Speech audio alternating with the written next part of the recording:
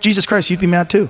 Yeah. And when you're mad and you're surrounded by bigger enemies that all have nuclear weapons, you don't even have nuclear weapons, wouldn't you be trying to make them? You know what I'm saying? Like, I'm not saying Iran should have nuclear weapons. I don't think anybody should have nuclear weapons. But Israel gets to have them.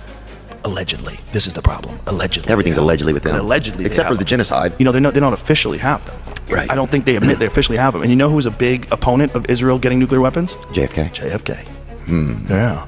But it's all the same shit has been happening forever. They haven't been helping anybody forever. They're letting politicians slurp on kids. All of our money goes to Israel, and they're using it to genocide people. It's like everybody is scared out of their wits right now. In this video, you are going to see how Joe Rogan and Theo completely dismantled the mainstream political narrative, called out the military-industrial complex, and exposed the endless cycle of foreign intervention for what it truly is. These two went viral for speaking raw, unfiltered truth about the Middle East, breaking down the hypocrisy behind American and Israeli foreign policy in a way that most mainstream media personalities would never dare to. We are going to walk through exactly what they said and why it matters. Let's get into it. What do you think is going to happen? You think we're going to be okay? I hope so. Of course. I don't know. Do you think about it? I'm confused. I can't believe we went to this war. When we started bombing Iran, I was like, this can't be true. And what about Lebanon now? I know. Israel's invaded Lebanon. Yeah. Yeah. And it's like, just stop. Like, what do you need? Well, they're trying to, supposedly, they're trying to stop the terrorists. That's crazy, though, if you're the terrorist. You know what I'm saying? Like, if you want to stop them, fucking stand in front of the fucking mirror and start there.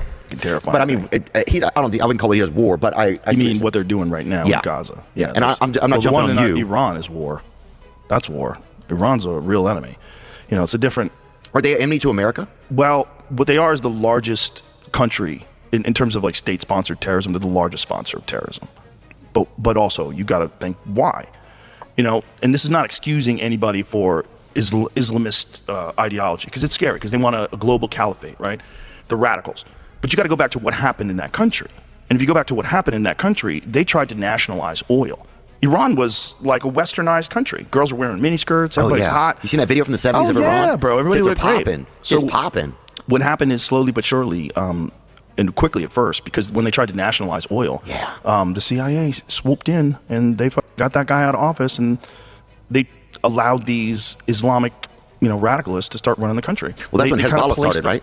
I don't know exactly when Hezbollah started, but the point is the country was doing fine before we monkeyed with it. And we monkeyed with it because they were not getting enough of the money from the oil. So it was the British Petroleum Company, I think. Put it into perplexity, the story of Iran, their government being overthrown, I think it was in the 1950s. So when you see like how it all played out and why it is what it is today, Jesus Christ, you'd be mad too. Yeah. And when you're mad and you're surrounded by bigger enemies that all have nuclear weapons, you don't even have nuclear weapons, wouldn't you be trying to make them? You know what I'm saying? Like, I'm not saying Iran should have nuclear weapons. I don't think anybody should have nuclear weapons. But Israel gets to have them. Allegedly. This is the problem. Allegedly. Everything's allegedly with them. Allegedly. Except for the genocide. You know, they don't officially have them. Right. I don't think they admit they officially have them. And you know who was a big opponent of Israel getting nuclear weapons? JFK. JFK. Yeah. That's what a lot of people think led back into the left. Oh, yeah. Before they killed him, who? What Joe Rogan laid out here is the historical context that Western media has spent decades burying. Iran was not always the country it is portrayed as today. Before foreign interference, it was a modernizing, relatively prosperous nation moving towards self-determination. The turning point came when Iran attempted to do something entirely reasonable, take control of its own natural resources by nationalizing its oil industry. That decision triggered a CIA-orchestrated coup in 1953 that removed the democratically elected government and opened the door for the radical transformation of the country that followed. The West did not just observe Iran's radicalization, it engineered the conditions that made it possible, purely to protect corporate oil interests. Joe Rogan's point lands with full force when you sit with it honestly. If your government was overthrown by foreign intelligence agencies, your nation's resources were plundered, and you now find yourself surrounded by nuclear-armed enemies who face zero accountability, what exactly would you do differently? The framing of Iran as an irrational aggressor completely collapses the moment you apply basic historical context, and the nuclear double standard Rogan highlighted is perhaps the most glaring hypocrisy of all. Israel maintains an undeclared nuclear arsenal that the entire world quietly acknowledges, faces no inspections, no sanctions, and no international pressure whatsoever, while Iran is treated as an existential threat for simply existing in the same region. I don't know. So the Iranian Revolution also called the Islamic Revolution, was a mass uprising in Iran, overthrew the Shah's monarchy in 1979, replaced it with an Islamic republic led by Ayatollah Ruhollah Khomeini.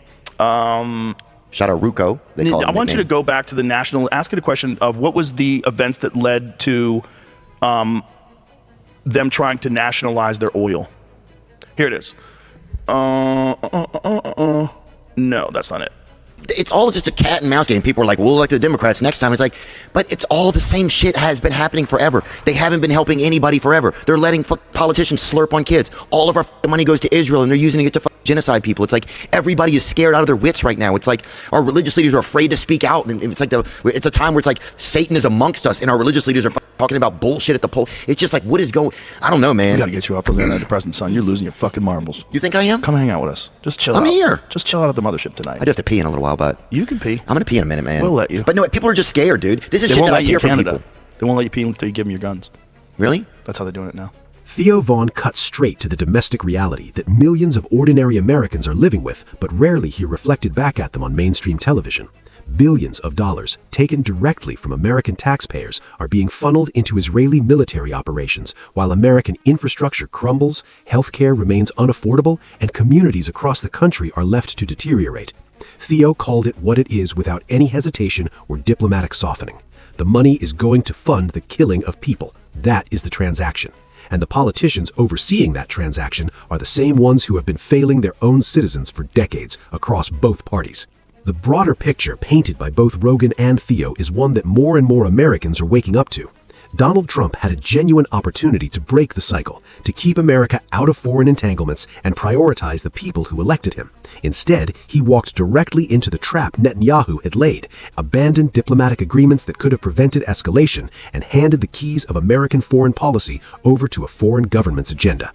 As of today, the United States is absorbing every consequence of that decision: economic strain, global reputational damage, military overextension, and a citizenry that is increasingly asking why their country is bleeding for a conflict that serves no American interest whatsoever. Rogan and Theo said what needed to be said, and the fact that it went viral tells you the people are listening. What Joe Rogan and Theo Von demonstrated in this conversation is that the truth does not require a studio, a script, or a network budget. It just requires the courage to say it out loud. The real history of Iran, the nuclear hypocrisy of Israel, the financial drain on ordinary Americans, and the political cowardice of leaders on both sides of the aisle, all of it was laid bare in a single honest conversation between two people willing to follow the facts wherever they lead. That is precisely why it went viral, and that is precisely why it matters. Thank you for watching.